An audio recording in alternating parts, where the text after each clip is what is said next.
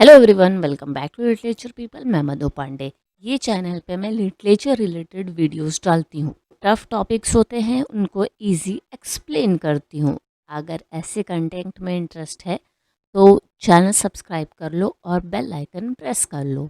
कि आज हम लोग देखने वाले हैं पोएम द ऑनसेट, जिसको लिखा है रॉबर्ट फ्रॉस्ट ने। इस पोएम की जो थीम है, जो कॉन्सेप्ट है, वो विंटर है, डेथ है। ये पोएम शुरू होती है एक स्नोई नाइट से। बर्फ़ गिर रही है, बर्फ़ ही बर्फ़ है। इतनी इंटेंस है कि पूरे ग्राउंड को उसने कवर कर लिया है। तो इन्हीं सब चीज़ों के बारे में पूरी पोएम है। कैसे विंटर है, कैसे डेथ है, और भी ऐसी सब चीज़ें। तो हम लोग शुरू करते हैं। Always the same, when on a fated night, at last the gathered snow lets down as white. अभी यहाँ पे जो एक सीन के बारे में हमारे पोएट बता रहे हैं कि जो यूजुअल है, जो हर विंटर में होता है, मतलब जहाँ पे बर्फ़ गिरती है। ऑलवेज द सेम मतलब ये जो चीज़ है ये हमेशा होती है, रेगुलर चीज़ है, जैसे कि हर साल विंटर आता है वैसे। अब यहाँ पे जो फेटेड वर्ड है, इससे मतलब कहते हैं कि डेस्टिनी है कि ऐसा होगा ही करके। अब जैसे जब बर्फ़ गिर रही है और जब गिर जाएगी तो पूरे ग्राउंड को वो कवर कर लेती है। और ये जो लाइन है वो जो एक मूड सेट कर देती हैं हमारी पूरी पोयम का, साइकिल ऑफ नेचर का, डेथ का।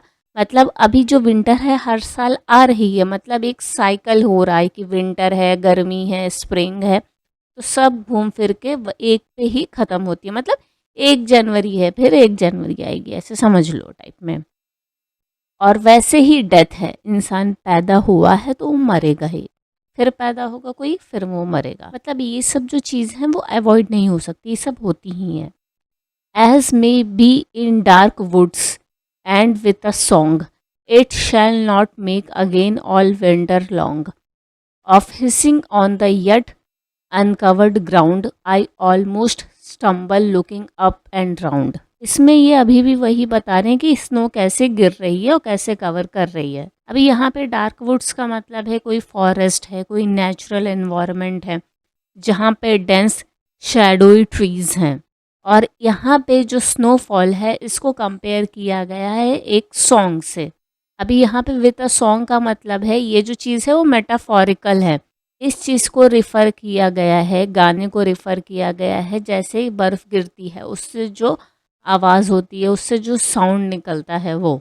अभी जैसे स्नोफॉल है वो हमेशा जैसे कि क्वाइट होती है, सूदिंग होता है, सूदिंग साउंड होता है, जेंटल हिसिंग होता है। कहते हैं अभी बारिश होती है, कि हल्की हल्की बारिश हो रही होती है तो कैसा बहुत हल्का हल्का हल्का फील होता है। वैसे जब बर्फ़ गिरती है उसका भी एक साउंड रहता है, जब वो हवा से टकराती है, ज़मीन पे गिरती है, मतलब पूरा एक सीन क्रिएट होता है। ऐसे जब इंसान को नींद नहीं आती तो रात में लोग ऐसे सूदिंग नॉइसेस लगा लेते हैं, कोई बारिश का लगा लेता है, कोई स्नो का लगा लेता है, कोई वाटर का लगा लेता है, तो ये सब एक सूदिंग सॉन्ग क्रिएट करता है।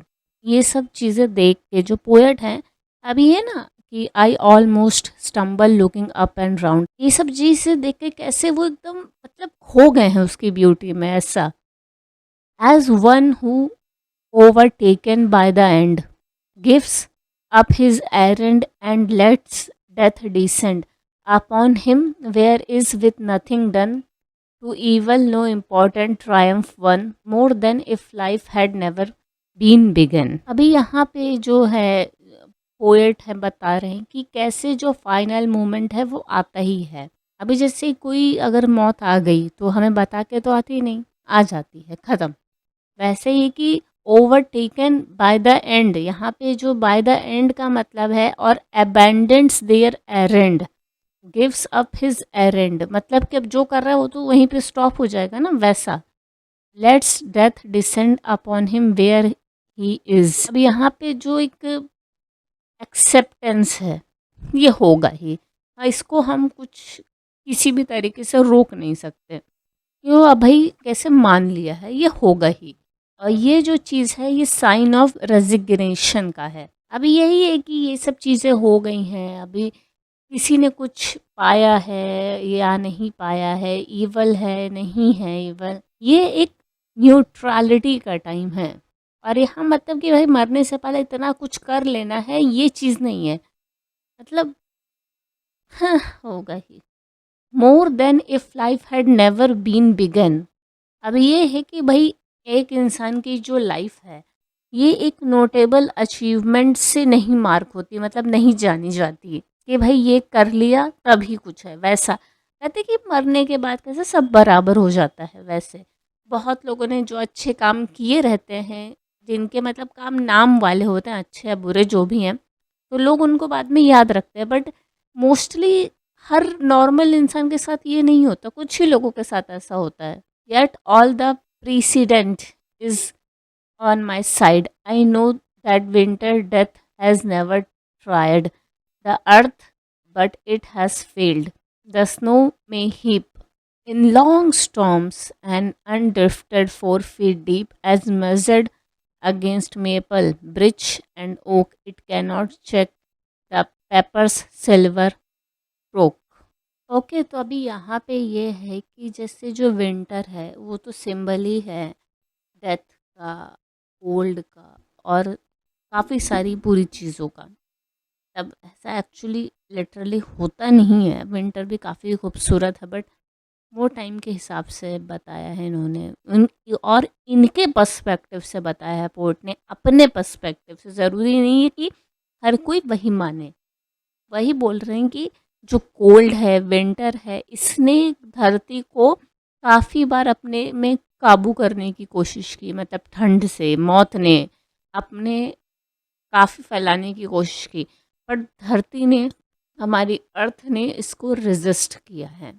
कि मतलब कैसे है कि जो चीज़ें होती हैं एट द एंड ठीक हो जाती हैं। अगर कुछ कुछ होता है, तो अगर कुछ बीमारी होती है तो सब नहीं मरते, कुछ बच भी जाते हैं, वैसा। अभी यहाँ पे जो स्नो है उसको ट्रीज से भी मेजर किया गया, मेपल, ब्रिच और ओक, मतलब ये सब बड़ी ट्रीज है, ऐसे मतलब स्नो हो गई है। मतलब अब मेटाफर ही है, इसका मतलब है कि बहुत ज़्यादा स्नो है। अब यही सब लाइंस, इन सब लाइंस में जो नेचर का एक सहन शक्ति है उसको दिखाया है, और यही है कि जो लाइफ साइकिल बताया है नेचर का। और जैसे कैसे नेचर गर्मी में रहता है, फिर वैसे सर्दी झेलता है, बारिश होती है, वो सब। It cannot check the papers silver क्रॉक।